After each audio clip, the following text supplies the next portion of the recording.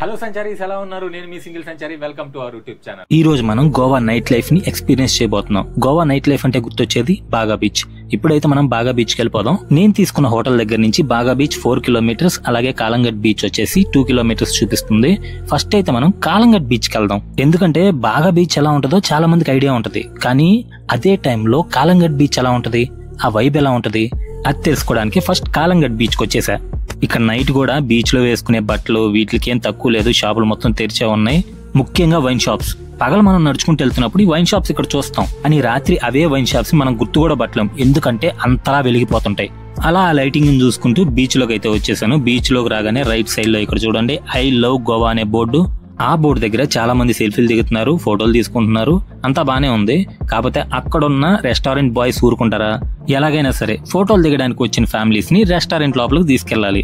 ఎందుకంటే వాళ్ళు అసలు బోర్డు పెట్టిందే అందుకు. కొంతమంది మొహమాటం కొద్దీ, కొంతమంది ఎలాగో ఆకలేస్తుంది కదా తినాలి కదా అని చెప్పేసి వెళ్ళి కూర్చుంటారు. కానీ నాకు అటువంటి మొహమాటం లేదు, నేను వచ్చింది మాత్రం వ్లాగ్స్ తీసుకోవడానికే. ఇక్కడ లైటింగ్ చూడండి, చాలా బాగుంది కదా. ఈ బీచ్ మొత్తం ఇలాగే ఉంది లైటింగ్. ఇక్కడ నేను అబ్జర్వ్ చేసింది ఏంటంటే ఈ బీచ్ కి ఫ్యామిలీస్ చాలా మంది వస్తున్నారండి. నేను అనుకోవడం ఏంటంటే బాగా అంత పెద్ద క్రౌడ్ ఉండదు, సో ఇక్కడ డ్రింక్ ని కొంచెం ఫుడ్ ని ఎంజాయ్ చేద్దాం ఫ్యామిలీతో వచ్చి పిల్లలతో వచ్చి అలా అనుకునే వాళ్ళు కాలంగట్ నైట్ లైఫ్ కి వస్తున్నారు అనుకుంటున్నా. ఇక్కడ కొంచెం పాష్ కల్చర్ మోడరేట్ గా ఉంటది, కానీ బాగా బీచ్ దగ్గర అంటే ఎస్పెషల్లీ టిట్టూస్ లైన్ దగ్గర ఈ పాష్ అండ్ పబ్ కల్చర్ ని చూడాలి, నిజంగా దిమ్మ తిరిగిపోద్ది. ఇక్కడ చాలా మంది ఏంటంటే ఇక్కడ కూడా కూర్చోకుండా ఇందాక వైన్ షాప్ చూపించాను కదా, ఆ వైన్ షాప్ లో నుంచి బీర్స్ అవన్నీ తెచ్చుకొని ఇక్కడ బీచ్ ఒడ్డున కూర్చొని తాగుతున్నారు. కానీ బీచ్ ఒడ్డున చాలా మంది స్కామర్స్ తిరుగుతుంటారు, వాళ్ళ మాయ మాటల్లో పడకండి. అసలు ఇక్కడ మాట్లాడుకోవాల్సింది వైన్ షాప్ లో వీళ్ళ లైటింగ్ అండి. షాపింగ్ మాల్ లో పెట్టినట్టు పెట్టారు. సో నేనైతే ఇప్పుడు కాలంగట్ బీచ్ నుంచి బాగా బీచ్ కి అంటే టిట్టూస్ లైన్ కి వెళ్ళిపోతున్నా. 2 కిలోమీటర్స్ చాలా కష్టపడ్డా, ఎందుకో తెలుసా? వర్షం మాత్రం బీభత్సంగా పడింది. అసలే నేను వచ్చింది వీక్ డేస్ లో, ఇంకెవరు వస్తారులే అనుకుంటూ వెళ్తున్నా. ఇప్పుడు మనం వచ్చేసాం గోవాస్ నైట్ లైఫ్ కి మారు పేరు టిట్టూస్ లైన్. ఏ మాత్రం లేట్ చేయకుండా లైన్ లోకి వెళ్ళిపోదాం.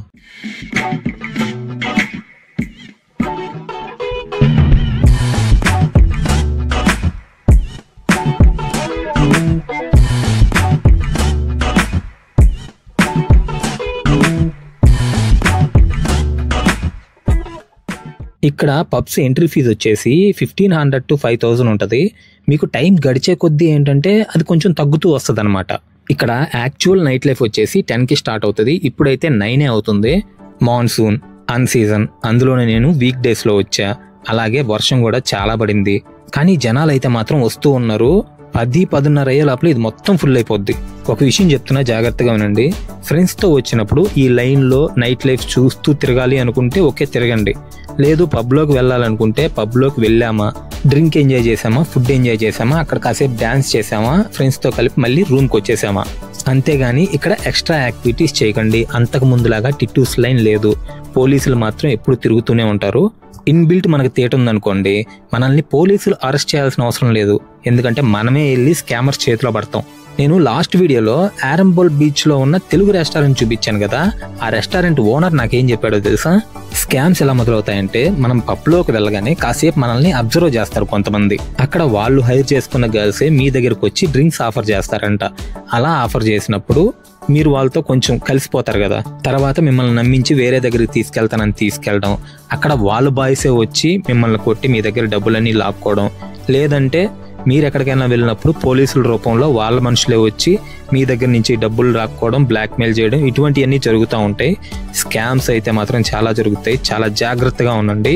యాక్చువల్గా నాకు కూడా తెలీదు, ఇక్కడ నేను బీచెస్ అన్ని తిరిగాను కదా, తెలుగు వాళ్ళని చాలా మందినే కలిసా. వాళ్ళలో 70% చెప్పిన మాట ఇదే. ఫస్ట్ నాకు కూడా అమ్మో అనిపించింది, ఏంటి స్కామ్స్ ఇలా కూడా జరుగుతాయా అని. కానీ మన తెలుగు వాళ్ళు ఫ్రెండ్స్ తో వచ్చి ఇక్కడ రోడ్ల మీద తాగుతున్నారండి. నేను ఈ టిట్టూస్ లైన్ లో నడుచుకుంటూ వస్తుంటే 60% నాకు వేరే లాంగ్వేజెస్ వినపడితే 40% మన తెలుగు వాళ్ళ మాటలే వినపడ్డాయి. సేమ్ కాలంగట్ బీచ్ లాగే ఇక్కడ లైటింగ్ అయితే మాత్రం చాలా బాగుంది. అలాగే ఇక్కడ షాక్స్ కూడా చాలా ఎక్కువగా ఉన్నాయి. ఏదేమైనా ఇటువంటి అట్మాస్ఫియర్ లో ఫ్యామిలీతో కూర్చొని ఎంజాయ్ చేస్తే చాలా బాగుంటది కదా. ఫ్యామిలీస్ తో వస్తే ఒక మంచి వైబ్ ఉంటది ఓకే, కానీ ఫ్రెండ్స్ తో వస్తే అంతకు మించి వైబ్ ఉంటది. కొంతమంది థియేటర్ ఫ్రెండ్స్ ఉంటారు, వాళ్ళనైతే తీసుకురాకండి. కొనుక్కొని వెళ్ళి పడతారు స్కాముల్లో. మీరు ఒకవేళ గోవా వచ్చినప్పుడు ఈ ఇన్ఫర్మేషన్ మీకు ఉపయోగపడుద్దని నేను అనుకుంటున్నాను. ఫైనల్ గా నాకు అనిపించి నేను చెప్పేది ఏంటంటే, గోవాకి రండి, ఫ్రెండ్స్ తోనూ ఫ్యామిలీస్ తోనూ రండి, హ్యాపీగా ఎంజాయ్ చేయండి, స్ట్రెస్ మొత్తం వదిలేయండి. కాకపోతే మనం ఏం చేస్తున్నామో కొంచెం కాన్షియస్ గా ఉండండి. సో సంచారీస్, ఈ వీడియో మీకు నచ్చినట్లయితే ఏం చేయాలో తెలుసు కదా, ఒక లైక్ చేసి మీ ఫ్యామిలీకి ఫ్రెండ్స్కి షేర్ చేసి అలాగే మన ఛానల్ని ఖచ్చితంగా సబ్స్క్రైబ్ చేసుకోండి. వేరే కొత్త వీడియోతో మళ్ళీ కలుస్తాను.